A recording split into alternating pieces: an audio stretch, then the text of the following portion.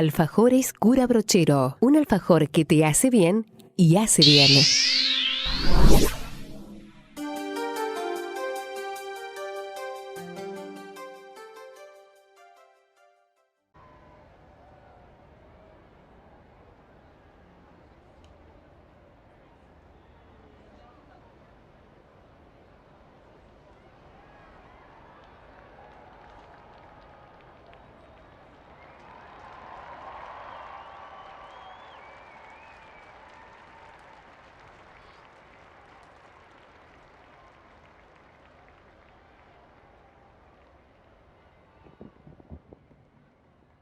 Cari fratelli e sorelle, buongiorno. L'odierna solennità dei Santi Apostoli Pietro e Paolo è celebrata, come sapete, dalla Chiesa universale, ma è vissuta con gioia tutta particolare dalla Chiesa di Roma, perché nella loro testimonianza sigillata col sangue, essa ha le proprie fondamenta.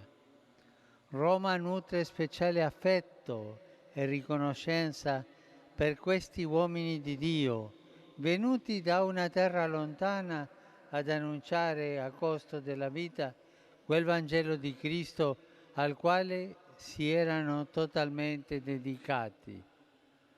La gloriosa eredità di questi due apostoli è motivo di spirituale fierezza per Roma e al tempo stesso è richiamo a vivere le virtù cristiane, in modo particolare la fede e la carità. La fede in Gesù quale Messia e Figlio di Dio che Pietro professò per primo e Paolo annunciò alle genti, e la carità che questa Chiesa è chiamata a servire con orizzonte universale. Nella preghiera dell'Angelus al ricordo dei Santi Pietro e Paolo associamo anche quello di Maria, immagine vivente della Chiesa, sposa di Cristo, che i due apostoli hanno fecondato con il loro sangue. Pietro conobbe personalmente Maria e nel colloquio con lei, specialmente nei giorni che precedettero la Pentecoste, poté approfondire la conoscenza del mistero di Cristo. Paolo, nell'annunciare il compimento del disegno salvifico nella pienezza del tempo, non mancò di ricordare la donna da cui il Figlio di Dio era nato nel tempo. Nella evangelizzazione dei due apostoli qui a Roma ci sono anche le radici della profonda e secolare devozione dei Romani alla Vergine, invocata specialmente come Salus Populi Romani. Maria, Pietro e Paolo sono nostri compagni di viaggio nella ricerca di Dio, sono le nostre guide nel cammino della fede e della santità. Loro ci spingono verso Gesù per fare tutto ciò che Egli ci chiede. Invochiamo il loro aiuto affinché il nostro cuore possa sempre essere aperto ai suggerimenti dello Spirito Santo e all'incontro con i fratelli. Nella celebrazione eucaristica che si è svolta questa mattina nella Basilica di San Pietro, ho benedetto il palio degli arcivescovi metropoliti nominati nell'ultimo anno, provenienti da varie parti del mondo. Rinnovo il mio saluto e il mio augurio a loro, ai familiari e a quanti li accompagnano in questa significativa circostanza, e auspico che il palio, oltre ad accrescere i legami di comunione con la sede di Pietro, sia di stimolo per un sempre più generoso servizio alle persone affidate al loro zelo pastorale. Nella stessa liturgia ho avuto il piacere di salutare i membri della delegazione venuta a Roma a nome del Patriarca Ecumenico, il carissimo fratello Bartolomeo I, per partecipare, come ogni anno, alla festa dei Santi Pietro e Paolo. Anche questa presenza è segno dei fraterni legami esistenti tra le nuove chiese. Preghiamo perché si rafforzi tra di noi il cammino dell'unità. La nostra preghiera oggi è soprattutto per la città di Roma, per il suo benessere spirituale e materiale.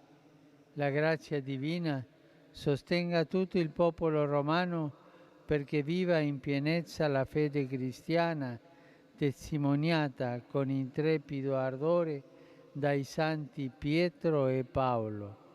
Interceda per noi la Vergine Santa, Regina degli Apostoli.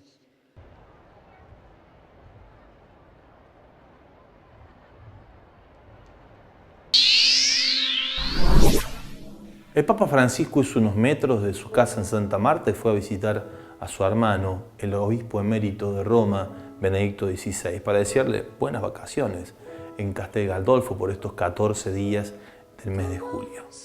Es una señal de esta profunda comunión que existe entre los dos. Después tuvieron una charla en privado, donde seguramente la preocupación por la Iglesia que Francisco conduce ha sido tema con el que se han encontrado para buscar formas y caminos de mejor llevar adelante los desafíos que tiene hoy la Iglesia hacia adentro y en su vínculo con el mundo. Una foto, no sé si aparece en las imágenes, muy bonita que hay, los dos viendo hacia donde está el televisor, pero en realidad no están viendo televisión, están viendo una biblioteca. Y ahí conversan seguramente sobre los libros que este gran intelectual que es Benedicto XVI lee y sigue con esa lucidez que lo ha caracterizado durante toda su vida. Pero bueno, compartimos la nota.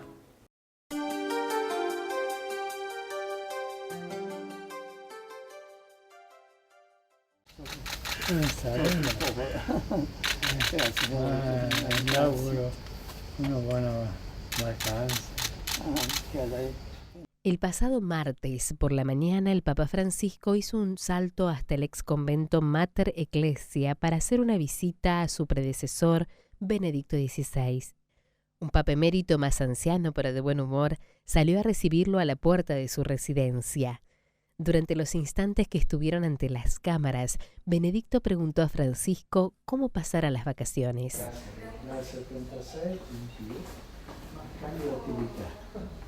La visita duró unos 30 minutos e incluyó una conversación en privado. Benedicto XVI pasará las próximas 2 semanas en Castel Gandolfo, descansando hasta el día 14. Fue el mismo Papa Francisco quien se lo sugirió, a sabiendas de que se trata de uno de los lugares preferidos por el Papa emérito, quien a lo largo de estos días estará acompañado por su hermano George.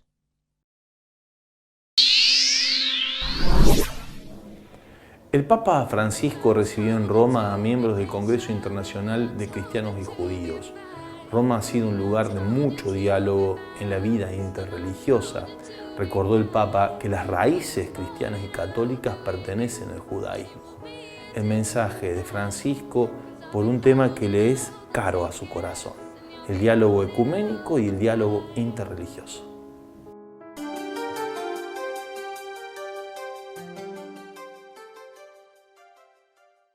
Francisco recibió este martes a cristianos y judíos que se reúnen en Roma en un congreso internacional. El Papa le agradeció que hubieran escogido Roma para organizar este encuentro interreligioso y recordó que cristianos y judíos han convivido mucho tiempo en esta ciudad. Mi rallegro che quest'anno abbiate organizzato il vostro convegno a Roma, la città in cui sono sepolti gli apostoli Pietro e Paolo.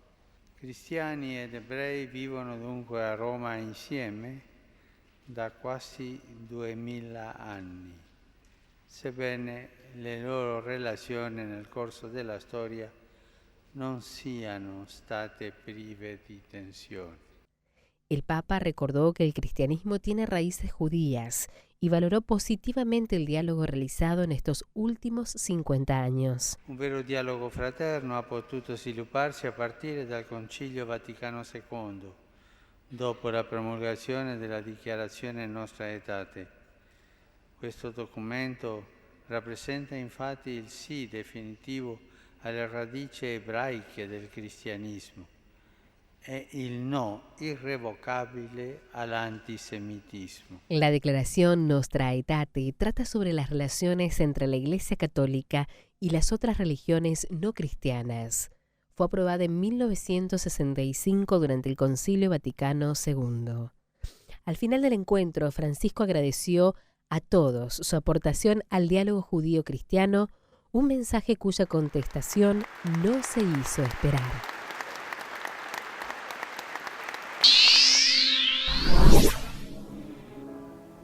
El día de San Pedro y San Pablo y en el ejercicio de su ministerio petrino, Francisco creó por motu propio la Secretaría para las Comunicaciones. El Papa ha creado un nuevo dicasterio de la Curia Romana, la Secretaría de las Comunicaciones, organismo en el cual se afirma: confluirán en los tiempos establecidos el Pontificio Consejo para las Comunicaciones Sociales, la Oficina de Prensa de la Santa Sede, el Servicio Internet de Vaticano, Radio Vaticana, el Centro Televisivo Vaticano, el Observador Romano y la Tipografía Vaticana, el Servicio Fotográfico y la Librería y la Editorial. Todo esto constituye el cuerpo de comunicación con el que cuenta el Santo Padre para llevar adelante el ejercicio de su ministerio en el orden de lo público, para hacer conocer su pensamiento, su sentir, su mirada pastoral. No siempre ha sido fácil la convivencia de todos estos miembros alineados en un proceso editorial, comunicacional claro y definido. En estos días seguramente se avanzará y mucho para que eso acontezca de una manera mucho más orgánica. Esperemos que así sea y deseamos buena tarea a quienes tienen la responsabilidad de llevarlo adelante.